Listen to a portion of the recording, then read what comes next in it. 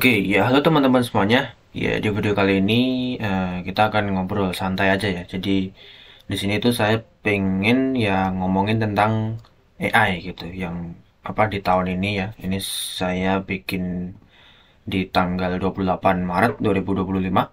Jadi akhir-akhir ini di tahun ini ya ada beberapa perkembangan teknologi yang lumayan menggemparkan ya. Salah satunya itu AI ini. Jadi kecerdasan buatan gitu. Nah, di sini di video kali ini itu kita pengen ini sih, saya pengen kayak sharing aja ngomongin tentang AI atau kecerdasan buatan. Tapi nanti pengen ke fokusnya itu ke secara umum. Mungkin ada teman-teman atau ya sebagian teman-teman ya, itu mungkin yang kayak nganggep kalau wah ini AI udah bisa mikir sendiri nih, udah bisa berakal gitu. Wah, ini udah bisa penalaran dan lain sebagainya gitu. Udah kayak orang gitu lah ya. Udah kayak manusia gitu.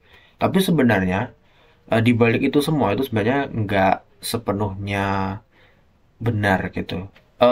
Fun fact aja ya. Jadi AI atau kecerdasan buatan itu juga sendiri itu sebenarnya isinya itu cuma matematika dan matematika.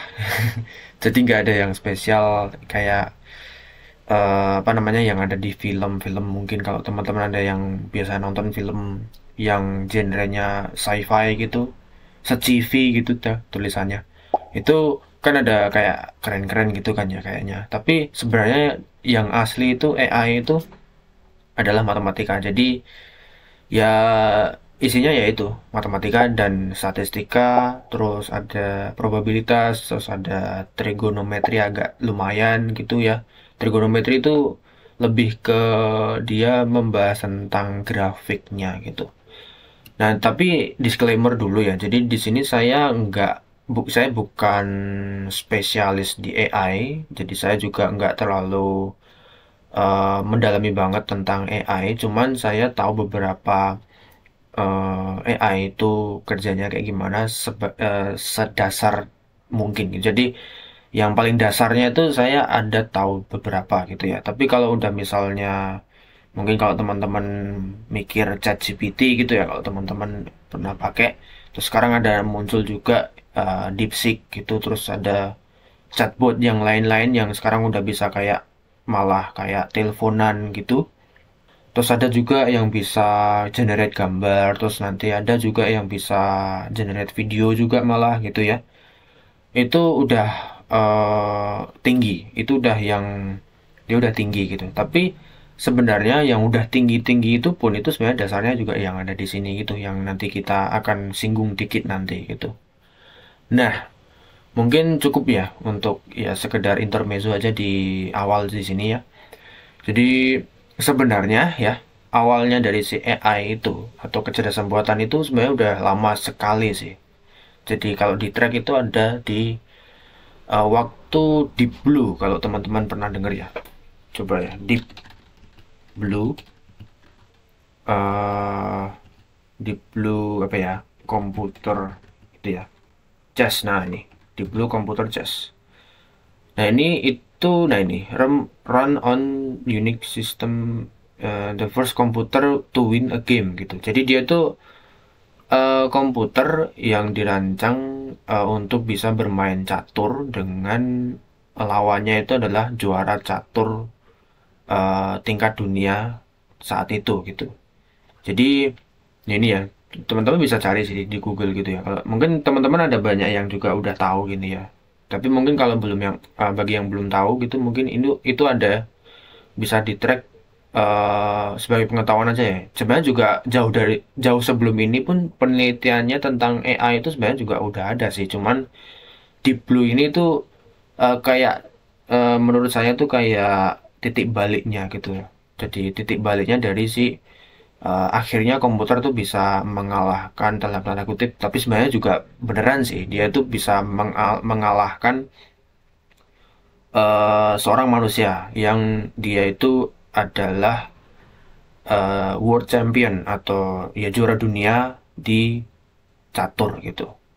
Nah, di sini juga dia di apa disebutnya di Blue Victory is considered as a milestone in the story of artificial intelligence. Jadi Dia memang ya di apa namanya sebagai milestone gitu, pencapaian di dalam kecerdasan buatan. Ya ini di awalnya tuh di sini bisa di track sampai di sini. Ini tahun berapa ya? Tahun 90-an kan di sini ya. Tahun 90-an. Jadi udah lama sebenarnya AI itu. Cuma kalau yang di Blue ini itu masuknya itu ke AI yang masih narrow. Jadi AI yang masih narrow itu adalah AI yang masih sempit pengetahuannya. Jadi dia cuma bisa tahu dan paham betul, sangat amat paham untuk bermain catur doang gitu. Jadi nggak bisa kalau misalnya si Deep Blue ini suruh main misalnya yang mirip kayak catur tuh apa? Karambol gitu misal atau apa gitu. Itu dia nggak bisa gitu. Dia memang khusus untuk catur doang. Kalau disuruh main yang lain ya nggak bisa gitu. Yaitu AI tahap awal seperti itu. Nah, apa namanya? Nah, ini nanti kalau yang di Blue ini itu dasarnya itu adalah yang namanya artificial neural network gitu. Artificial neural network. Nah, artificial neural network ini itu jadi dasar dari sebuah AI sampai saat ini gitu. Jadi bentuknya itu seperti ini. Nah, kalau teman-teman pernah lihat ya mungkin ya. Ini ada apa namanya? Node-node kayak gini gitu, terus nanti ada sambungan-sambungannya kayak gini gitu ya. Jadi nama lain dari artificial neural network ini jaringan saraf tiruan gitu. Jadi mungkin kalau teman-teman misalnya mau belajar lebih lanjut kayak itu bisa teman-teman tuh bisa ke website saya. Di sini tuh ada ya, teman-teman tinggal kunjungi aja di Fredocode ya, .versal.app. Nanti teman-teman tinggal ke blog aja, itu ada yang namanya ini, Make a Simple Artificial Neural Network from Scratch Using C.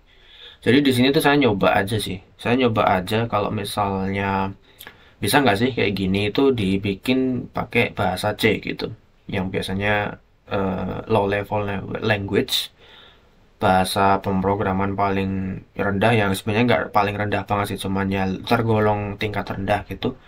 Itu bisa nggak sih dibikin kayak gini, merepresentasikan si neural network kayak gini gitu. Tapi nanti saya tuh di sini mengimplementasikannya itu cuma satu layer doang ya, dan juga satu node doang gitu, nggak beberapa node kayak gini. Karena memang ternyata kalau memang dari dasar atau from scratch itu ribetnya minta ampun gitu. Karena kalau misalnya yang sekarang, yang AI yang sekarang itu sebenarnya mereka udah pakai framework.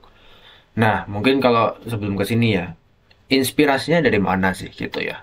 Nah, kenapa disebut jaringan saraf tiruan? Karena jaringan saraf tiruan itu meniru saraf yang ada di otak manusia gitu. Nah, coba saya gambarkan ya, bukan gambarkan sih. Coba ini di sini saya sudah siapkan. Jadi buat menjelaskan gitu. Nah, ini kan saraf manusia ya. Jadi ini kalau teman-teman nyari di Google gitu, misal neuron gitu ya, neuron, gambar neuron gitu, atau gambar sel saraf gitu, sel saraf manusia tapi itu kan kayak gini anatominya. Itu ada yang namanya nukleus yang tengah sini, terus ada yang namanya dendrit gitu ya, yang biasanya ada di IPA lah ya dulu, kalau mungkin misalnya teman-teman di SMA gitu atau SMP gitu ya, itu kan ada tuh yang bahas tentang saraf. Jadi ini ada nukleus, dendrit, terus ada akson gitu ya, terus ada sinaptik gitu kan. Nah, ini di sini ada sel saraf yang lain juga gitu. Nah, di sini tuh si artificial neural network atau jaringan saraf tiruan yang ini tadi itu meniru yang ada di sini gitu. Ini kayaknya ada gambarnya di sini deh. Nah, ini coba diperbesar ya. Nah, ini. Nah, ini dia direpresentasikan ke sini gitu loh. Jadi inputs itu dia kalau misalnya di saraf yang beneran, yang di sel saraf kita gitu ya, itu kan masuk dari di si dendrit. Sebenarnya nggak langsung di dendrit sih, tapi dari si reseptor gitu. Kan ada yang namanya sel saraf reseptor gitu ya. Kalau misalnya kalau sentuhan gitu kan ada reseptornya dulu, baru nanti kalau reseptornya tuh kena inputan atau kena sentuhan gitu, misalnya kalau misalnya dia itu sel sentuhan, saraf sentuhan gitu ya, dia terus baru ngirim sinyal ke sel saraf terdekatnya melalui dendrit. Sebenarnya sebelum ke dendrit ini pun dia ke sinaptik dulu sih, karena kan kalau dilihat dari sambungannya yang di sini, dia kan untuk nyambung antara si sel saraf yang satu dengan yang lainnya itu kan ada yang namanya sinaptik di sini nih. Ini kan ditunjuknya di bagian sini nih. Nah, ini tuh sambungannya gitu. Nah, dari sambungan ini dia kan langsung ke dalam si dendrit ini. Nah, nanti kalau dari dendrit kan dia kan akan masuk ke nukleus gitu ya, ke inti dari si sarafnya itu, sel sarafnya. Nah, ini ke nukleus. Kalau udah kan nanti dia diproses di sini.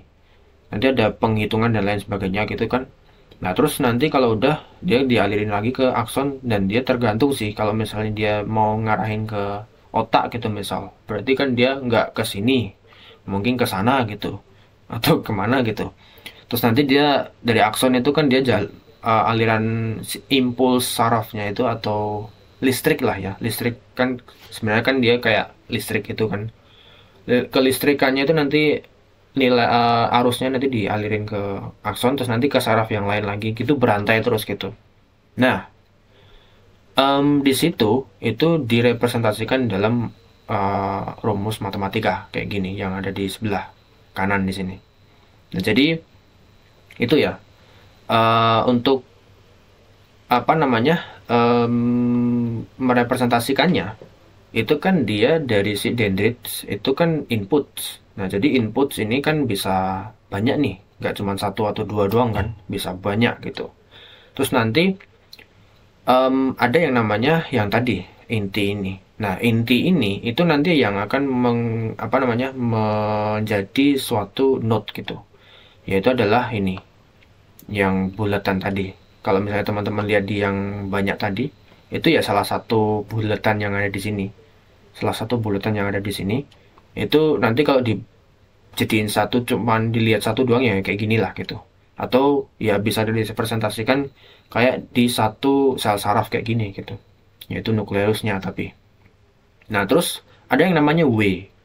Nah, W itu adalah ya ini tadi sinaptik belah itu sinaptiknya gitu loh. Jadi sinapsisnya ini kan terminal sih. Jadi sambungannya tadi itu kan kekuatannya bisa kalau teman-teman ingat ya di IPA waktu SMA atau SMP itu, IPA atau biologi gitu kalau nggak salah ya. Jadi dia itu sambungannya itu kan nggak kok dia itu ada nilai tetapnya gitu. Jadi kayak tegangan listriknya gitu loh. Tegangan listriknya itu kan nggak tetap gitu loh.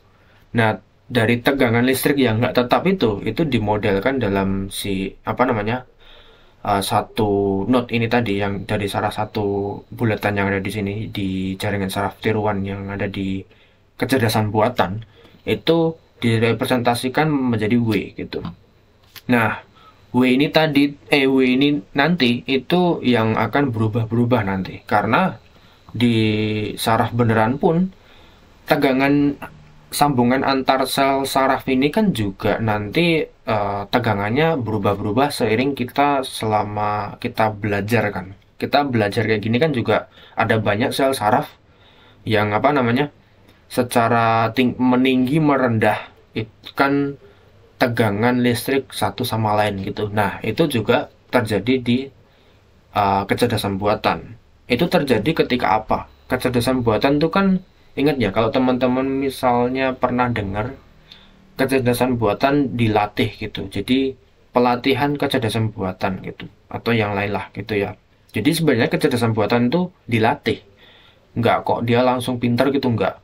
Tapi dia dilatih. Nah, ketika dia dilatih, itu yang berubah-berubah itu nanti W-nya.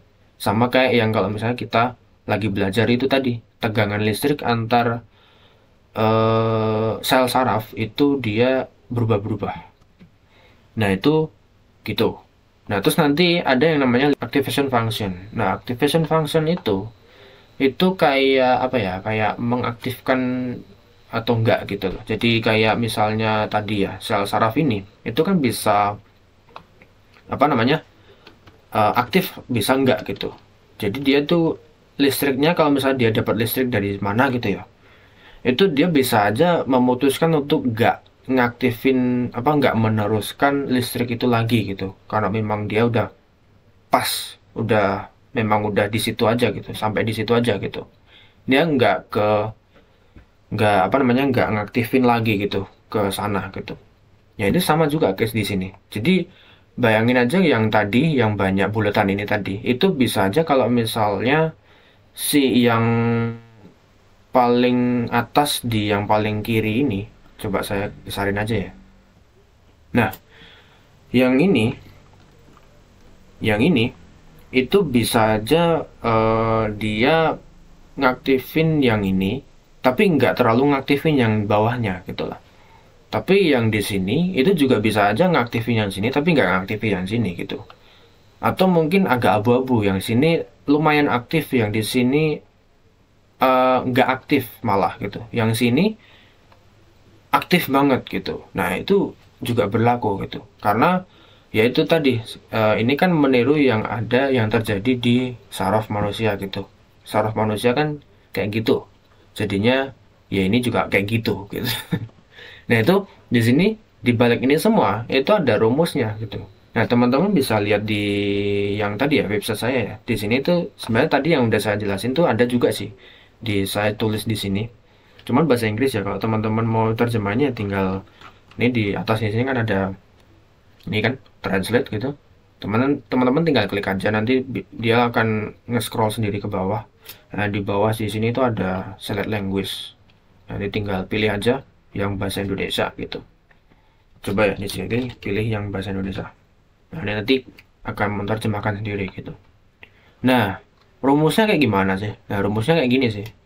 Nah rumusnya ini agak gini ya, agak ngedongin gitu, agak apa ya, nggak susah lah gitu. Kalau misalnya nggak terlalu ini ke matematika kan, saya pun juga gitu. Nah makanya ini saya coba apa namanya, cari yang menjelaskan rumus yang ini, itu ternyata isinya kayak gini. Jadi dari input itu dikali sama w-nya. Jadi tadi ya, input yang ada di sini, x yang di sini itu kan, ini kan x ya, ini x juga, ini x juga, ini dikali sama w-nya. Jadi x1 kali w1, x2 kali w2 gitu. Nah kalau semuanya ini udah dikalikan, hasilnya itu ditambahkan semuanya gitu. Jadi kalau udah ditambahkan nanti, nah kalau udah ditambahkan itu nanti bakal masukin ke activation function. Nah activation function itu beda lagi tuh. Activation function. Misalnya tuh ada yang namanya binary activation function gitu. Binary step. Nah, binary step activation function ini nah ini kayak gini. Kok save image? Open image in new tab. Ya terlalu kecil sih, tapi bentar. Nah ini binary step activation function. Jadi kalau misalnya saya coba buka ya, nah ini dia kalau misalnya hasilnya itu no, dia ada batas bawah, ada batas atas gitu. Jadi kalau misalnya hasilnya itu yang dilihat itu adalah x-nya, jadi di sini tuh ada nilai-nilainya gitu ya, misalnya ya. Nah, di sini min 1, min 2, min 3, min 4, min 5 dan seterusnya. Di sini 1 2 3 4 5 dan seterusnya. Nanti kalau misalnya tadi ditambahin semua yang tadi ya. Ini x1 kali w1, x2 kali w2 dan seterusnya. Hasilnya dari perkalian ini itu ditambahkan. Nah, ditambahkan itu nanti hasilnya berapa gitu. Nah, itu di sini di apa namanya, dispesifikasikan gitu. Nah, tapi yang jelas tadi kan udah dijumlahin kan. Nah, hasilnya pokoknya nanti itu nanti diplotting ke ini. Tergantung si X-nya ini, sumbu X-nya ini, itu dia hasilnya masuk ke yang kanan atau yang kiri gitu. Kalau yang kiri berarti dia 0 nanti hasilnya. Tapi kalau yang kanan itu nanti dia jadi 1.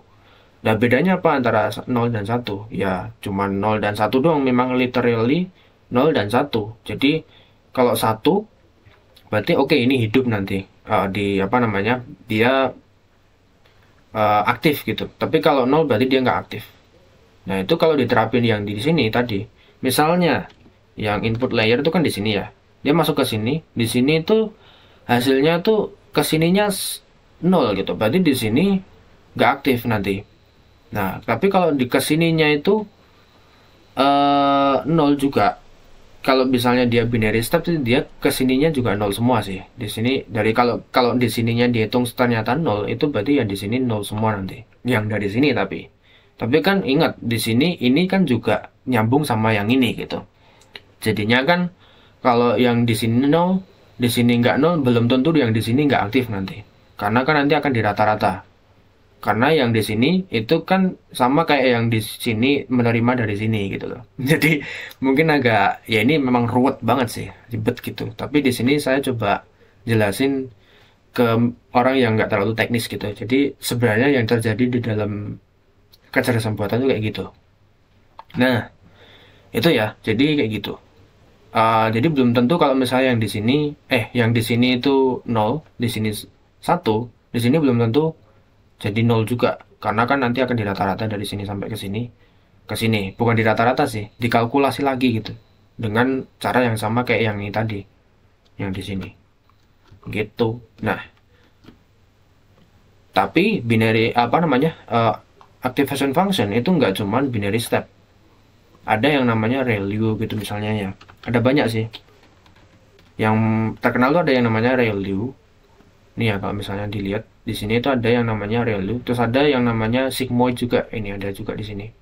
Nah, ini lebih gradual, maksudnya bukan gradual sih, lebih fleksibel gitu. Kalau misalnya yang ReLU itu kan dia lebih ke kalau misalnya di bawah konstan di bawah 0 itu nanti dia beneran nggak aktif. Tapi kalau misalnya dia di atas 0 itu tergantung kalau misalnya di atas nolnya di mana gitu. Dia kalau di sini berarti dia aktifnya sekian gitu. Kalau misalnya dia di sini di 10 gitu, berarti aktifnya ya segini gitu.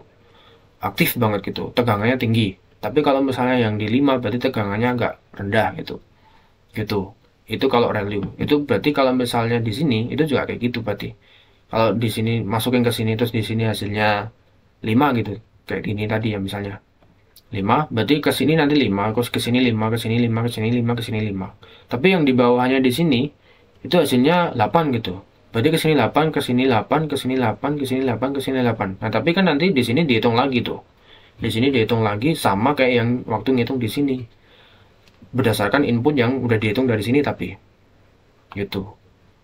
Mungkin kebayang ya teman-teman ya.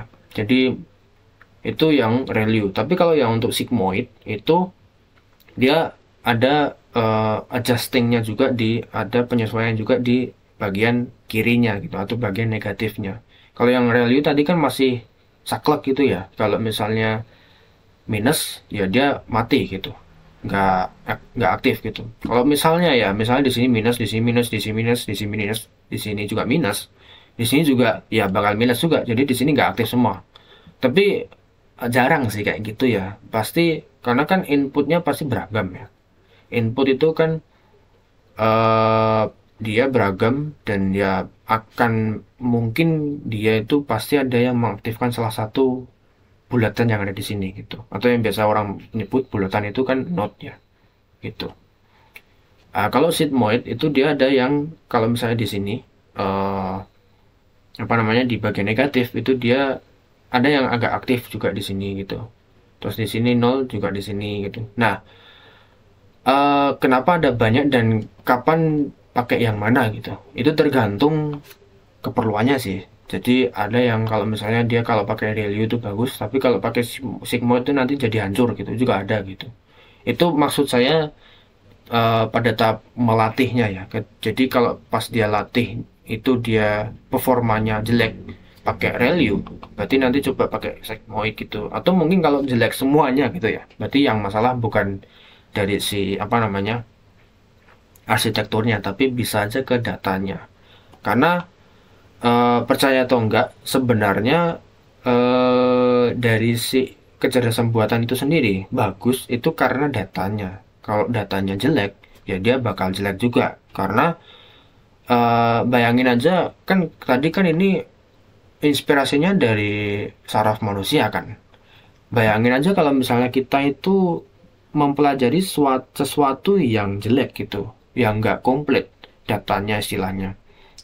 Itu pasti kita persepsi ke apa namanya ke yang lain yang mungkin sebenarnya harusnya bukan yang seperti kita persepsikan, tapi kita mempersepsikan selain yang harusnya dipersepsikan itu gitu. Itu kan jadi salah jadinya kan. Nah, bayangin aja kayak gitu, kayak misal kita belajar gitu. Kalau kita belajar kan kalau misal memang yang kita pelajari itu salah datanya. Salah ini dalam arti mungkin bisa aja datanya bukan data sih ya, apa ya? Suatu bahan yang kita pelajari itu menyesatkan gitu misalnya. Atau gimana lah gitu ya. Itu yang kita pahami ya sesuai yang kita pelajari waktu kita mempelajari sesuatu yang sesat tadi dalam gitulah ya pokoknya ya analoginya. Jadi kalau kita melihat sesuatu yang seperti yang kita lihat waktu kita belajar yang sesat itu tadi, itu jadinya ya kita persepsi ke sesuatu itu jadi yang sesuai yang kita pelajari waktu kita sesat gitu. Itu ya itu sama kayak yang di kecerdasan buatan juga kayak gitu. Kalau misalnya datanya tuh nggak bagus, ya dia bakal nggak bagus. Misal ya, misal dia itu dilatih untuk bisa mendeteksi mobil tertentu deh, misal mobil Innova gitu. Kita kerucutin ke mobil Innova gitu misal. Nah itu kan eh, dikerucutin ke mobil Innova, berarti kan nanti kalau misalnya dia mobil Innova mungkin dikasih foto mobil Innova dari depan doang. Nggak ada yang dari belakang, nggak ada yang dari samping, nggak ada yang dari atas gitu. Dan nggak ada dari bervariasi pencahayaan gitu. Dia bakal tahu kalau mobil Innova cuma dari depan doang. Jadi kalau misalnya dikasih foto mobil Innova dari belakang, dia nggak tahu kalau itu Innova. Padahal itu Innova gitu. Nah itu contohnya kayak gitu. Jadi data yang bagus itu data yang komplit. Ya kayak kita belajar sesuatu gitu. Kalau kita nggak mempelajari secara komplit, secara menyeluruh, secara iya gitu, kan berarti kita nggak tahu apa namanya berbagai sudut pandang itu istilahnya. Ya sama, komputer juga kayak gitu. Di kecerdasan buatan juga ini kayak gini, gitu. Dan itu kecerdasan buatannya. Jadi dasar dari semuanya itu adalah ya kayak gini tadi. Jadi mungkin sampai sini mungkin harusnya bukan harusnya sih. Semoga teman-teman bisa mengerti ya tentang AI itu sebenarnya dia kayak gimana sih. Kok bisa dia itu mempelajari itu. Tapi kita di sini nggak ngomongin tentang teknis banget ya. Jadi ya tadi ada sedikit teknis tapi nggak terlalu gitu banget. Nah itu ya. Ini teman-teman juga mungkin bisa yang udah saya jelasin tadi itu saya juga udah tulis di blog saya di sini di website saya sendiri. Itu teman-teman tinggal ke blog aja terus nanti cari ke yang namanya Make a Simple Artificial Network, Neural Network from Scratch Using C gitu. Jadi teman-teman bisa baca di sini. Jadi gitu dulu mungkin untuk video kali ini. Semoga bermanfaat ya bagi teman-teman semuanya. Bisa mungkin coba bisa ada yang diambil gitu dari video ini gitu ya. Semoga bisa ada yang diambil dari video ini. Dan sampai di sini dulu mungkin dan sampai ketemu di video saya yang selanjutnya.